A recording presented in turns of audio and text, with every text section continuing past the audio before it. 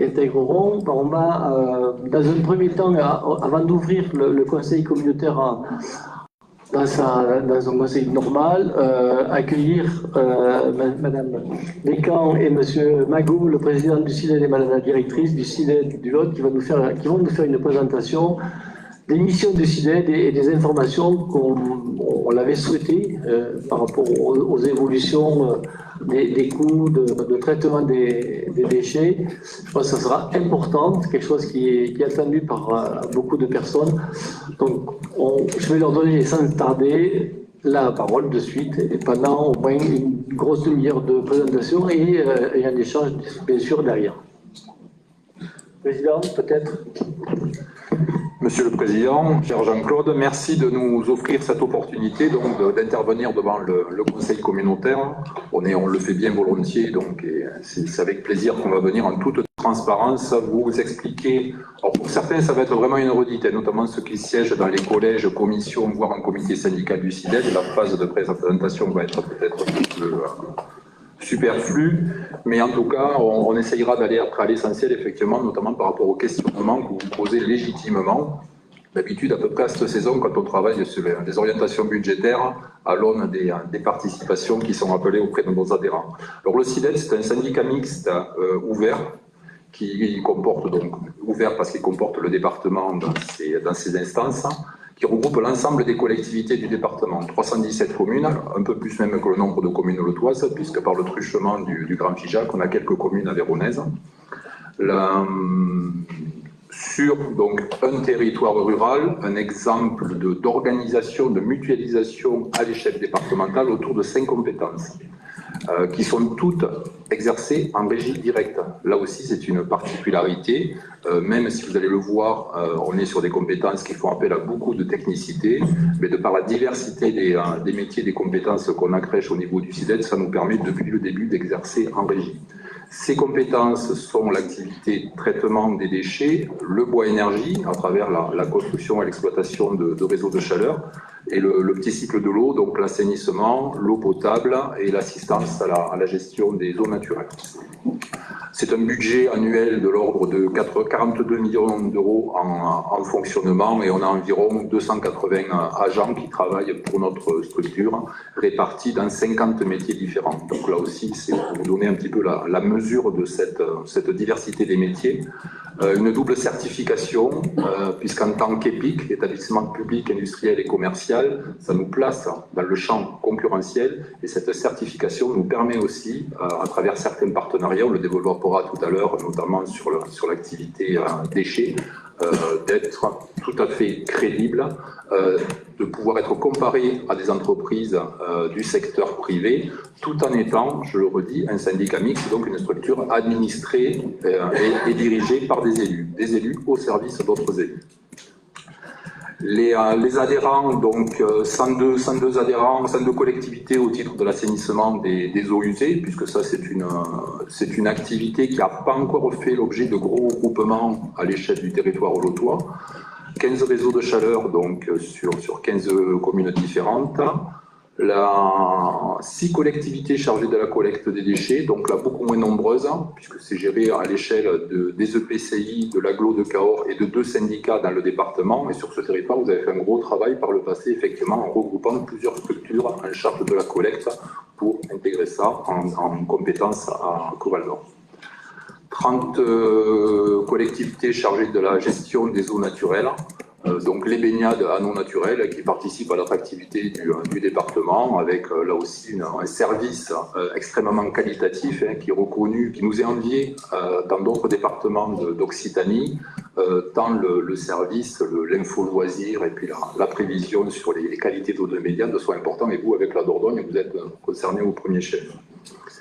50 collectivités chargées de la gestion de l'eau potable, là aussi dans un contexte assez différencié selon les territoires, et là vous êtes dans un cycle avec notamment, je pense, le SMEC MVD, le syndicat du Limargue aussi, de la restructuration qui s'est faite ces dernières années, et qui, on en dira un mot tout à l'heure, nous impose aussi, nous oblige à adapter notre offre de services aux besoins des adhérents.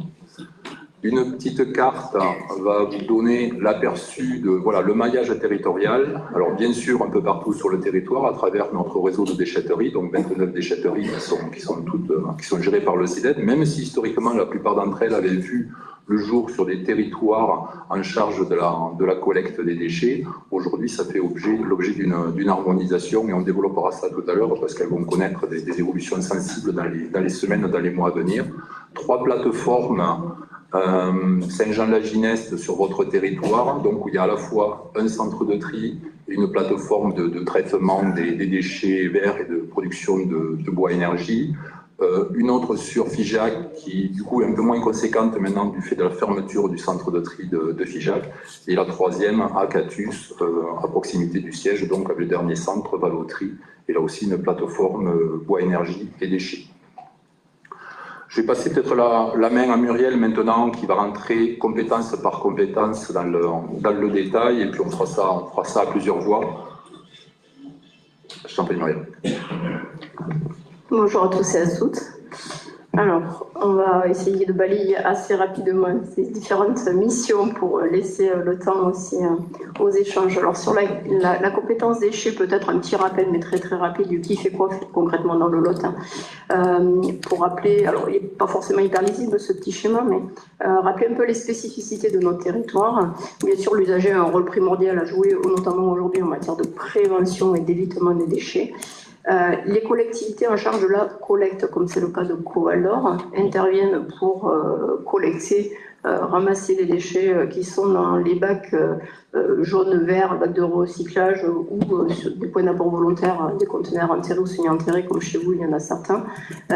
Également les ordures ménagères dans les bacs gris. Spécificité lotoise, c'est le CIDED qui collecte l'ensemble des colonnes à verre sur le département du Lot, puisqu'il y avait eu cette organisation mise en place au début des années 2000, tout simplement pour rationaliser un territoire rural des quantités assez faibles. Aujourd'hui, pour imaginer un petit peu l'organisation, on a 3,5 camions qui tournent sur tout le département. Si chacune des 6 collectivités de collecte avait dû prendre en charge la collecte du verre, évidemment, c'est beaucoup plus de matériel et beaucoup plus de personnel. Donc, on ne tient pas compte des limites administratives en fait, dans nos tournées. Autre spécificité un petit peu du département, même si on n'est pas les seuls, c'est que les déchetteries sont gérées à l'échelle départementale depuis longtemps. Depuis pareil, le début des années 2000, beaucoup de territoires essayent de le faire aujourd'hui à une échelle départementale qui permet d'avoir une homogénéité, notamment dans l'accueil à la fois des usagers, des pros, et surtout de rationaliser un petit peu les marchés, les transports, etc. Donc c'est fait depuis longtemps chez nous, et donc voilà, ces déchets sont gérés par le CIDED. Donc le CIDED a un rôle, on va dire, plutôt de tri et de conditionnement, que ce soit dans les usines de tri, les 2 usines de tri, à Catus, à Saint-Jean-la-Gineste, dans les déchetteries, les quais transferts qui permettent de regrouper les déchets pour limiter les transports, les ordures ménagères, les déchets qui ne sont pas recyclables. Voilà, en gros. Et ensuite, du coup, sortie de nos installations, on va faire appel à des prestataires ou à des organisations nationales pour la valorisation de ces déchets avec en priorité le recyclage, valorisation énergétique ou dans certains cas de l'enfouissement. Donc juste 2 mots sur les quantités un petit peu lotoises, et un cas un peu particulier qu'on met souvent en avant, et vous verrez que ça a pesé aussi sur un certain nombre d'orientations des élus. On a une particularité quand même dans le Lot, je reviendrai un peu plus en détail sur les données de Covaldor après, c'est qu'on a autant de déchets qui sont apportés en déchetterie que de déchets qui sont collectés quand on met ensemble les ordures ménagères, les emballages et papier et le verre. C'est-à-dire qu'aujourd'hui, concrètement, sur ces chiffres-là, emballage et papier, verre, on est très très bon au niveau de la région Occitanie, on est très très bon au niveau national, et l'Autois trie beaucoup et bien, et depuis très longtemps. On est très en avant, je dirais, au niveau de la région Occitanie, on est les premiers, mais de très très loin. Au niveau national, on se situe quand même dans les 10 premiers, vraiment, avec de très très bons résultats, avec notre petit territoire rural. Les ordures ménagères, en conséquence, sont relativement basses, en tout cas à l'échelle de la région Occitanie. On a les quantités d'ordures ménagères qui sont produites par habitant dans le Lot qui sont les plus basses de la région. Donc c'est pas mal, même s'il y a énormément de travail à faire encore, on va le voir. Par contre, la spécificité même du territoire, c'est que pour le coup, les déchetteries sont hyper utilisé. Alors c'est bien, parce que l'objectif des déchetteries, c'était d'enlever les dépôts sauvages, hein, bien entendu. Néanmoins, aujourd'hui, notre fonctionnement un petit peu très ouvert, hein, open bar comme on dit, hein, tout le monde vient et fait ce qu'il veut, a quand même créé une certaine attractivité, alors qu'il y a d'autres solutions qui pourraient être trouvées d'évitement des déchets en amont. L'organisation lautoise, elle repose sur une mutualisation qui a été poussée dès l'origine à l'échelle départementale. Alors pourquoi pousser? Parce que la mutualisation, elle va très loin, notamment sur l'aspect prévention et communication sur le territoire. Il y a une volonté dès la création du CIDED de mutualiser tous les messages, de les homogénéité et que la communication soit portée par le CIDED. De même que tout sur l'aspect prévention, quand on parle de la prévention, c'est tous les déchets qui vont être évités, c'est-à-dire ce qu'on ne va pas mettre dans les bacs. Donc, tout ce qui tourne autour du compostage, des démarches anti-gaspillage alimentaire, etc. Bien sûr, les collectivités, vous le faites au travers du plan d'alimentation territoriale, par exemple, mènent des actions, hein, mais sur la partie vraiment déchets, il y a eu cette volonté de mutualiser pour plus d'efficacité. Et des interventions qui permettent également d'accompagner les collectivités de collecte comme Coval d'Or, notamment sur l'assistance à l'optimisation des collectes sélectives. L'animation d'un réseau de référents, hein, dont vous avez entendu parler, on a un référent qui a été désigné dans chaque commune du territoire. On essaie de mener à bien cette animation le mieux possible, de garder et mobiliser ces références, ce qui n'est pas toujours facile. Et puis les animations scolaires, elles pèsent énormément. Ouais, c'est près de 3800 élèves qui ont été vus l'année dernière, par exemple, en classe et en visite dans nos centres de tri. On sait que les messages passent très fortement par ces jeunes générations. J'ai remis, juste pour imager, la fameuse pyramide inversée de la gestion des déchets pour rappeler l'objectif des messages qui sont portés au niveau du CIDED. C'est d'abord on évite le déchet, parce que le déchet qui est le plus facile à gérer, celui qui coûte le moins cher, c'est celui qu'on ne produit pas. Donc on va ensuite favoriser le réemploi et bien sûr le recyclage. Ensuite la valorisation énergétique, parce que ça permet quand même de valoriser finalement la destruction des derniers déchets. Et le dernier élément, ce qu'on va éviter à tout prix, et c'est vraiment l'objectif, c'est l'enfouissement. Cet objectif d'éviter l'enfouissement, il passe aussi par la mutualisation à l'échelle interdépartementale. Donc, vous le savez, je pense, parce qu'on a déjà eu l'occasion d'intervenir, vous en entendez parler, mais peut-être pas dans cette mesure-là. Le Lot a été précurseur dans le développement de la collecte sélective, là où les territoires voisins n'avaient pas forcément développé encore cette collecte sélective. Ça a permis de se positionner pour faire le tri des déchets recyclables de pas mal de territoires extérieurs. L'intérêt pour le Lot, bien entendu, c'est d'avoir des usines de tri sur le territoire, gérées en régie, de l'emploi. Voilà. Vous avez, vous le savez, l'usine de tri sur la commune de Saint-Jean-la-Gineste, qui génère quand même beaucoup d'activités et d'emplois. Donc aujourd'hui, on trie les déchets recyclables de toute la Corrèze. Il y a quelques tonnages, 3000 tonnes, qui partent en Dordogne parce qu'ils ont un petit partenariat sur la partie ouest du territoire, mais tous les déchets recyclables de la Corrèze sont triés dans le Lot à Saint-Jean-la-Gineste. Et on trie également aujourd'hui les déchets de 3 EPCI du Cantal, qui n'ont pas non plus d'installation sur leur territoire.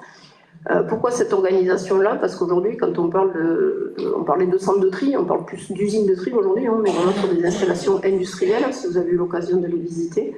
Ce sont des investissements énormes qu'il faut arriver à mutualiser. Donc on les avait mutualisés à l'échelle départementale. Aujourd'hui, quand on refait un centre de tri, c'est même au-delà de ça, puisqu'il faut qu'ils aient une certaine capacité. Le centre de tri de Saint-Jean-la-Gineste, c'est 20 000 tonnes. Quand on l'avait réalisé à l'époque, c'était 5 000 tonnes.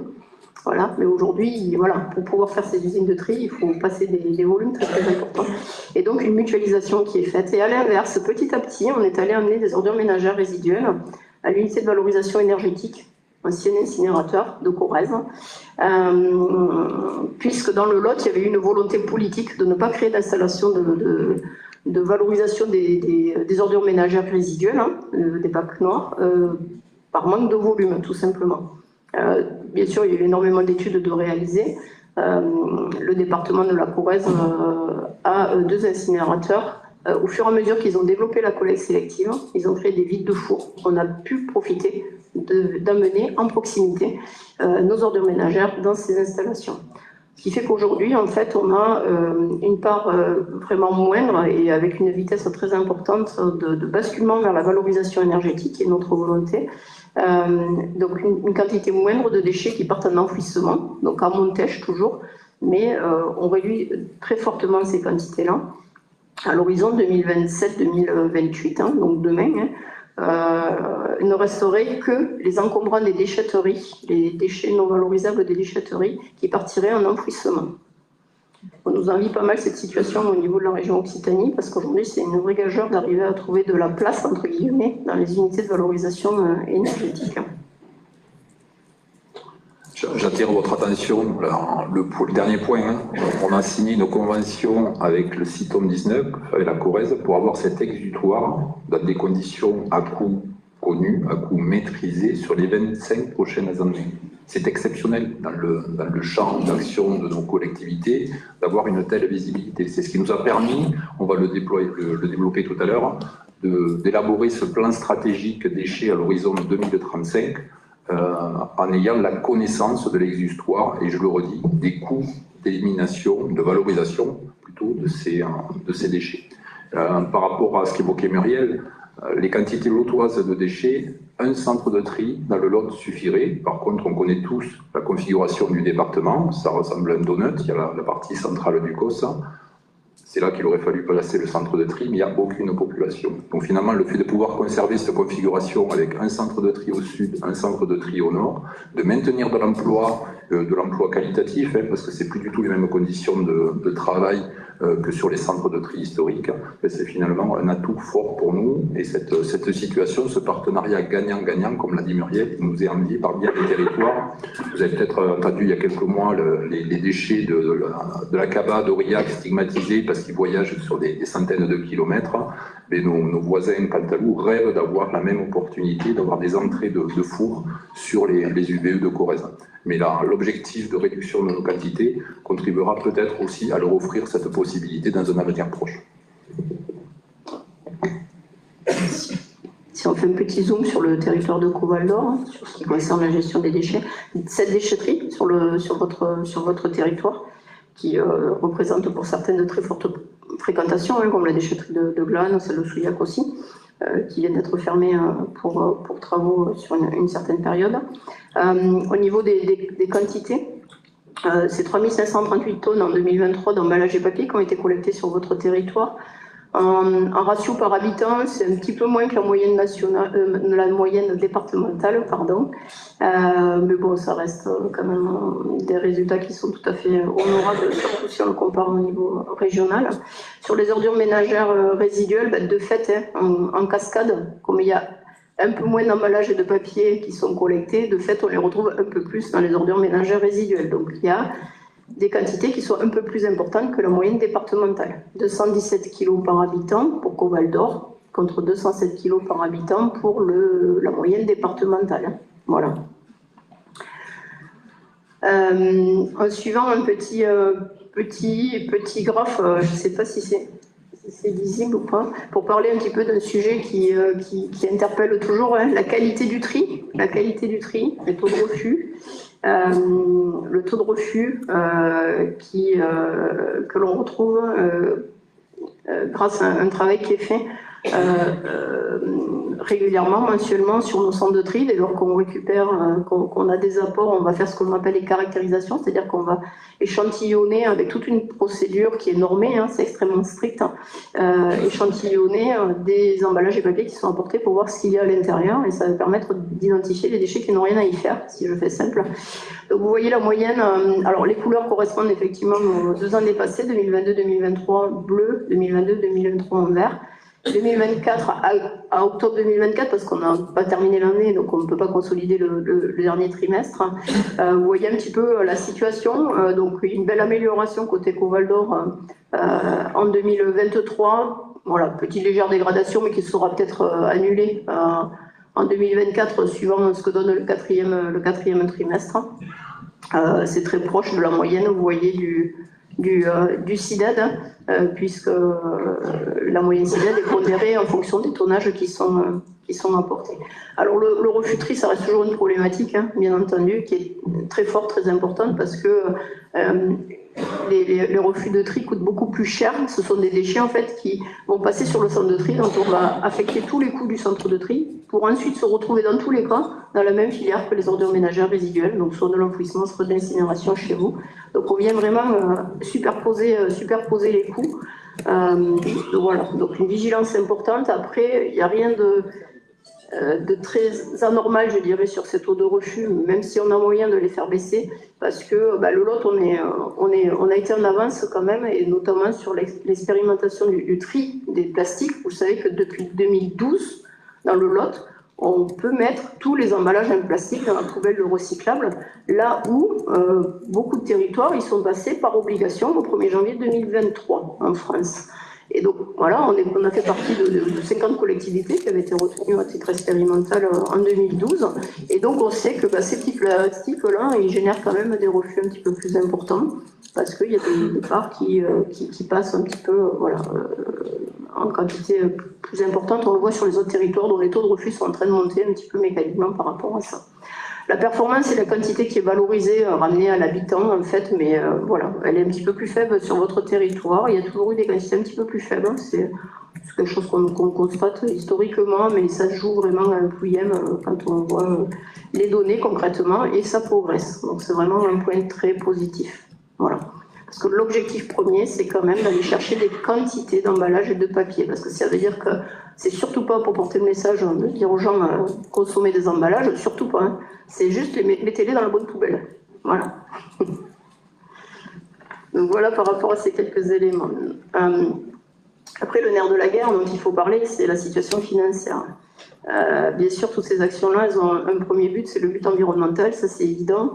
Néanmoins, l'environnement, il a un coût, comme on dit souvent, c'est pas négligeable, et la conséquence, c'est une très forte augmentation des coûts qui sont constatés depuis pas mal d'années et qui vont clairement se poursuivre à une vitesse accélérée. On le dit, on le répète depuis très longtemps au CIDED. En 2015 a été voté, on aurait pu l'écrire en toutes lettres, c'est la loi sur la transition énergétique pour la croissance verte. Cette loi-là, elle a été votée en 2015, et qu'est-ce qu'elle dit? Alors, ça a été clarifié un an ou deux après. Elle définit une nouvelle trajectoire pour la taxe générale sur les activités polluantes.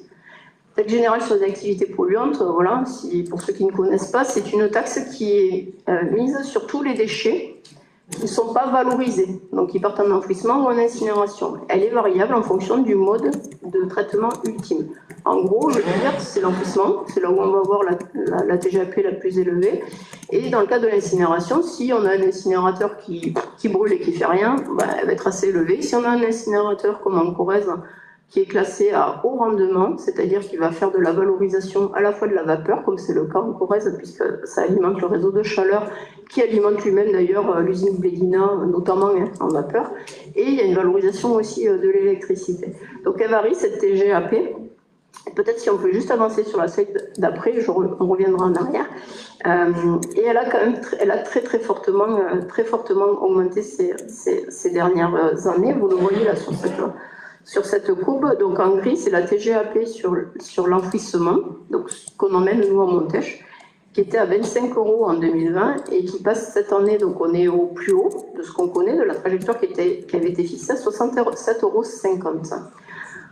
On connaît cette trajectoire, elle était fixée, on la connaît depuis longtemps. C'est pour ça que dès fin 2016, début 2017, il y a eu des points presse qui ont été faits au côté CIDED pour dire attention, on va dans le mur, on va pousser de plus en plus cher. On y est vraiment, et on ne connaît pas la suite non plus. Ce qui est en orange, c'est la TGAP à Brive, en Septentrion exactement, sur l'incinération, qui augmente elle aussi, mais beaucoup moins, parce qu'on est sur quelque chose de beaucoup plus pertinent d'un point de vue environnemental.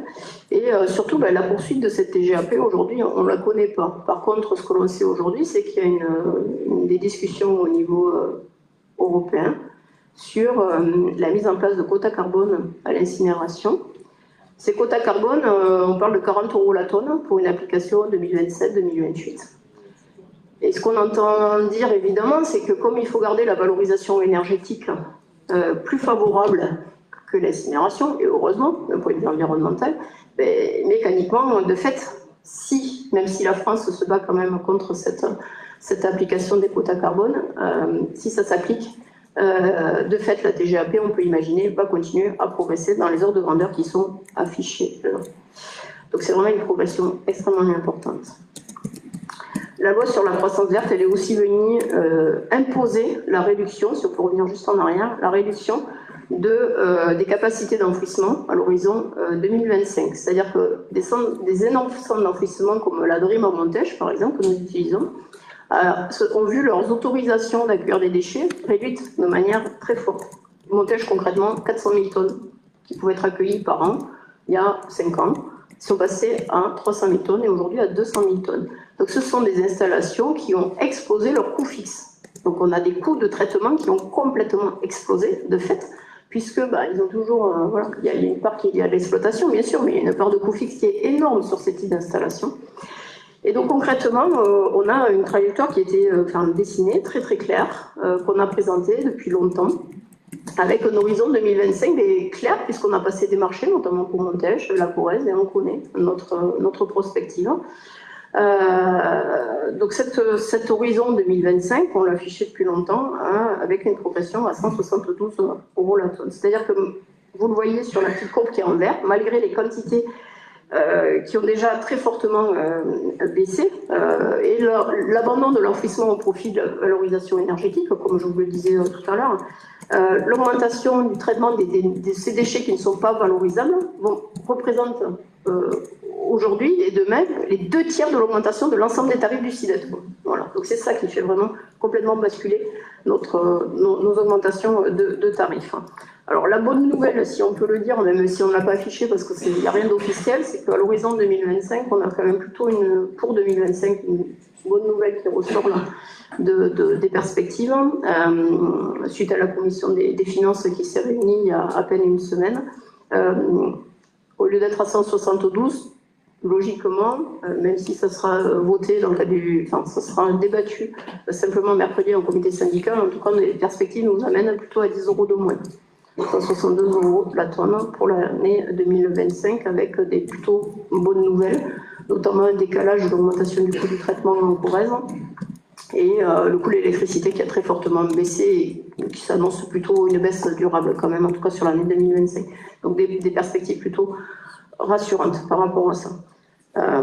Voilà, donc une réalité qu'on affiche avec une projection, vous le voyez, c'est-à-dire qu'il y a eu une très forte augmentation des participations, des collectivités qui sont appelées, et on s'attend à ce que ces participations, elles augmentent très fortement. Si on peut avancer peut-être de 2 slides. Merci.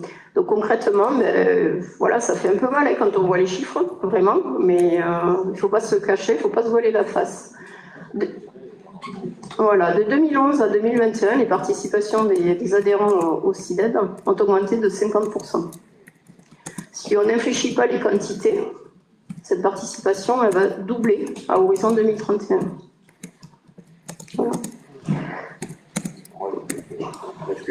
Mais on reste bien dans la tendance ces dernières années, c'est-à-dire que chaque année, on prenait 500 000 € de plus pour Coval d'Or. Et je vois que 2026-2031, 5-6 ans, 2 100 000, voilà. Bon. Voilà. Donc, voilà. On est très. Enfin, les élus sont prises un peu intervenir là-dessus. On est très clair. On essaie de ne pas travailler à vue. On a des perspectives, elles sont annoncées. C'est très bien qu'on ait l'occasion de vous les présenter, ce qui est quand même assez rare. On intervient assez souvent dans d'autres conseils communautaires. Et c'est une très bonne chose, je pense. Le Grand FIJAC a pris cette habitude, par exemple, parce que c'est très important, parce que la collecte ne représente qu'une part de la gestion des déchets. Et la grosse moitié, un peu plus de la moitié aujourd'hui, pour le coup, c'est davantage, je ne sais pas exactement à l'échelle de Coval d'Or ce que ça représente, c'est la partie traitement. Et cette partie traitement, on a une augmentation qui est inéluctable, quoi. Voilà. Et on la connaît depuis longtemps, on tire la sonnette d'alarme, et voilà. Donc le seul moyen d'infléchir ça, c'est de jouer sur les quantités. Pour Coval d'Or, entre 70 et 75%, les coûts de traitement. Donc, c'est effectivement, on le doit à nos adhérents, hein, cette transparence, et au-delà de l'exercice d'orientation budgétaire annuelle, on est sur une projection pluriannuelle avec quelque chose qui est en moyen, voire long terme, dans le cadre du plan stratégique. Muriel va développer maintenant, il y a des moyens d'action. Par contre, à défaut de s'en être saisi il y a quelques années, quand on connaissait déjà la trajectoire de la TGAP, aujourd'hui on court, parce que dans toutes nos collectivités, dans toutes nos structures, bien sûr, l'argent est rare, on aimerait pouvoir faire autre chose que de financer du traitement des déchets, mais maintenant, ça a été dit, on est dans le mur. Donc, on attend beaucoup de volontarisme, beaucoup de travail collaboratif entre les services, les structures en charge de la collecte et les structures du CIDED pour aller déployer tout un panel d'actions à même de maîtriser l'augmentation, de la limiter. En aucun cas, on ne peut promettre à l'avenir une baisse, on est même de façon quasi certaine sur une tendance haussière pour l'avenir. Les leviers d'action, Muriel, maintenant, quand même. Oui, alors, je ne sais pas si c'est une bonne nouvelle ou pas, mais en tout cas, il y a des marges de progression. C'est ce qu'on peut se dire malgré tout. Cette poubelle-là, on l'a beaucoup communiqué au niveau du CIDED. En fait, c'est la représentation du contenu d'une poubelle noire, poubelle d'ordures ménagères résiduelles.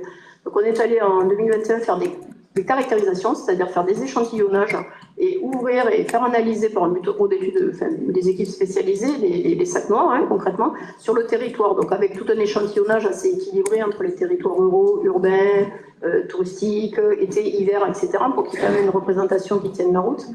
Concrètement, on a 80% de la poubelle noire qui n'a rien à faire là-dedans. Donc 60% qui pourrait être évité simplement sans changer de comportement, c'est-à-dire simplement en mettant les déchets dans la bonne poubelle. On sait que le changement au comportement, ça prend beaucoup de temps. Ça prend beaucoup de temps, ça peut prendre des générations, etc. Donc tout ce qui va être l'usage, l'utilisation, par exemple, éviter les textiles sanitaires, ce qu'on appelle les textiles sanitaires, c'est les lingettes, les couches, etc. Ça demande un effort quand même, c'est un changement d'habitude. Si on exclut ça, juste en disant on met les déchets dans la bonne poubelle, on pourrait éviter. Il y a 60% de ces déchets qui pourraient être réorientés. C'est quoi ces déchets-là? C'est les biodéchets, déchets de cuisine, déchets alimentaires, déchets verts dans certains cas, et les emballages et papiers, parce qu'il y a encore 30% d'emballages papier vert dans la collecte des ordures ménagères résiduelles. Et pourtant, imaginez, je vous ai dit tout à l'heure, on est de très loin les meilleurs à l'échelle d'Occitanie. Et on est très bien passé au niveau national. Donc, je vous assure qu'au niveau national, quand on fait ce constat-là, il y a encore des efforts énormes à faire. Donc, ça veut dire qu'il y a quand même des marges de manœuvre. Voilà. Et comme le disait Stéphane Magot, c'est aussi au regard de ces marges de progression et de cette équation mathématique qui est inéluctable. À un moment donné, le coût à la tonne, il augmente, on le sait, on n'a pas le choix. Donc, la seule solution pour essayer de maîtriser, pas de réduire, mais de maîtriser un petit peu, que ça augmente au moins, c'est de réduire les quantités. Voilà, c'est réduire les tonnes. Donc c'est effectivement dans ce sens-là, comme ça a été dit, qu'un plan stratégique a été travaillé avec l'ensemble des collectivités de collecte, donc au Val d'Or, bien sûr, puisqu'on a fait beaucoup d'ateliers de travail au sein du CIDED et également ici, on déportait aussi avec les services et certains élus, pour arriver à établir un plan stratégique pour dire voilà comment on arrive à maîtriser un petit peu pour répondre à cette exigence d'abord environnementale et surtout maîtriser les coûts. Donc quatre objectifs. Voilà, bien sûr classique, je dirais, mieux valoriser, réduire avant tout, maîtriser les coûts et aussi quand même, attention, on met en avant améliorer le service aussi parce que c'est important pour les usagers. On leur dit toujours ça augmente, ça augmente, ça augmente. Donc il faut aussi qu'il y ait une certaine amélioration du service qui est très dur à faire en maîtrisant les coûts quand même, il faut se l'avouer. Et harmoniser le service parce que c'est important, je pense que ça reste un atout du lot d'avoir un système harmonisé, donc il faut faire attention peut-être de ne pas le perdre au niveau départemental, c'est ce qui a fait aujourd'hui les bons résultats. Donc ce plan stratégique il est composé de 23 actions concrètes, 23 actions de terrain, c'est pas du blabla, c'est des choses pour arriver à porter ses fruits. Ça va aller des marches anti-gaspi, des marches de réemploi, le compostage, les déchetteries, voilà. Donc on fait un petit focus parce qu'on n'a pas le temps de tout présenter ici. Ça a été présenté pour ceux d'entre vous qui étaient présents au colloque que l'on a organisé fin septembre à l'attention de l'ensemble des maires du territoire. Simplement un petit focus sur ce qui est, je dirais, un peu là, ce qui se met en place ou ce qui s'est déjà mis en place, donc plan stratégique. Ce qui s'est mis en place dans un premier temps, c'est une clarification de l'organisation du schéma du compostage. Le compostage dans le Lot, c'est pas récent pour le coup. Ça date de plus de 20 ans. On a déployé très tôt les composteurs collectifs. On a un nombre et individuels. On a un nombre de composteurs très important. Et du coup, on a mis par contre au clair la stratégie. Vous savez que depuis janvier 2024, il y a une obligation de fournir une solution à tous les habitants pour pouvoir séparer ces biodéchets. C'est une obligation qui est partagée entre Coval d'Or, pour le coup, la collecte et le traitement. Voilà, c'est une responsabilité partagée de trouver une solution. Donc, ce qui a été proposé, c'est un schéma, clairement, tout ce qui est en vert sur cette carte, c'est du compostage individuel. Si on peut rester sur l'autre peut-être. C'est du compostage individuel. Pourquoi? Parce qu'on est en milieu rural et que voilà, les gens peuvent, y compris avec un composteur ou un tas, peu importe, mais on la place pour faire du compostage individuel. Tous les petits points que vous voyez en couleur correspondent plutôt à des bourgs ou à des petits centres urbains. Là, on va être sur un montage entre toujours du composteur individuel pour ceux qui ont du jardin éventuellement, et surtout des composteurs qu'on appelle les composteurs partagés, donc ces gros composteurs en bois, donc vous avez pas mal aussi sur votre territoire, pour que chacun puisse avoir une solution pour valoriser ses déchets. C'est la solution qui a été retenue dans le Lot. On a un territoire rural, d'autres territoires font le choix d'aller faire de la collecte de biodéchets dans des sacs, dans des conteneurs, etc. C'est extrêmement coûteux, quoi. Voilà. Donc le choix qui a été fait, c'est un pari sur le compostage pour tous, 100% compostage, simplement les centres de Cahors et de Figeac sur lesquels on est en train d'étudier potentiellement des parties de collecte, même si ces deux communes ont la volonté et le font déjà de développer du compostage partagé, ça ne suffira pas, certainement on n'y arrivera pas. Donc voilà, on regarde juste pour ces deux communes-là, mais pour tout le reste du territoire, c'est un pari sur le compostage. La collecte, voilà, on a un coût derrière qui est extrêmement élevé. Donc a été défini de manière très concrète, commune par commune, bourg par bourg, quel serait le besoin théorique en fonction de la densité de population. Ça correspond à la densité de population, donc c'est votre carte. Densité de population et la connaissance que l'on a aussi grâce à nos animateurs du territoire. Et donc chaque commune a un nombre de composteurs partagés à atteindre avec un objectif. Et vous le voyez sur cette carte du Lot, en vert foncé, ce sont les communes qui ont déjà atteint leur objectif. Alors pour certaines, il n'y en a qu'un prévu de composteurs partagés, pour d'autres, il y en a beaucoup plus. En vert clair, c'est celles qui sont en cours, c'est-à-dire qu'il y a un déploiement qui est partiel, il va falloir en mettre un petit peu plus, et celles qui sont en gris, c'est sur lesquelles il n'y en a pas encore de déployé.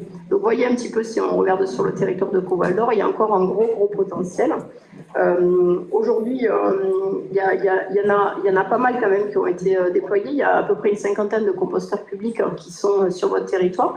On fait actuellement du démarchage téléphonique auprès de toutes les mairies pour essayer d'accélérer un petit peu la démarche. Et on a beaucoup de retours. Donc il y a beaucoup de mairies aujourd'hui qui se lancent dans la démarche.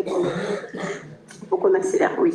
Donc, autre action très concrète, donc vous avez entendu parler, on vous a envoyé des courriers, on a essayé de vous associer au maximum à cette démarche, interdiction des feuilles et tontes en déchetterie, qui est une mesure qui n'est pas forcément des plus populaires, mais qui est absolument essentielle. Aujourd'hui, je vous ai dit, les déchetteries, des quantités énormes qui sont amenées. Les quantités de déchets les plus importantes, bien devant les non valorisables, les encombrants, ce sont les déchets verts qui sont amenés en déchetterie. Dans ces déchets verts, il y a 20 à 30% de déchets qui sont des tontes et des feuilles. Alors, il y a beaucoup de lotos qui les gardent chez eux déjà, énormément, quasi, voilà. Mais ceux qui en amènent peuvent en amener parfois beaucoup. Ces tontes et feuilles sont composées, il faut le savoir, à 80% d'eau. Donc, on transporte de l'eau. Voilà. Donc, cette mesure, elle s'accompagne d'une forte communication, elle s'accompagne de mesures d'accompagnement, y compris pour les communes.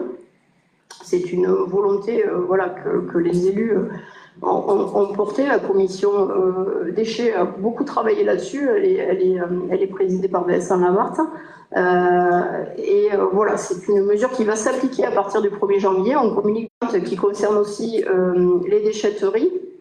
Donc on en profite pour vous en parler aujourd'hui. Les communications partent. C'est le début de déploiement d'un contrôle d'accès en déchetterie à partir du mois de janvier, sur une période qui va s'étendre jusqu'au mois d'avril.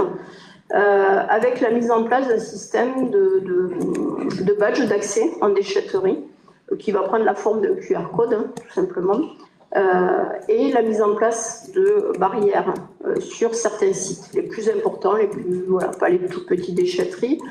Sur votre territoire, il y aura donc 4 déchetteries qui sont équipées de barrières. Sous-Sérac ne le saura pas parce que la fréquentation est moindre, donc le gardien peut tout à fait aller au contact de l'usager pour saisir son identité.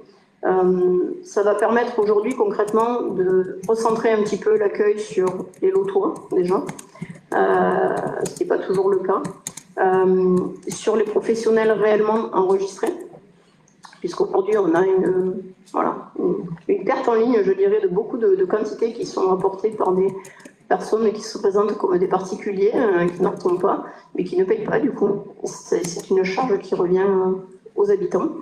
Et ça va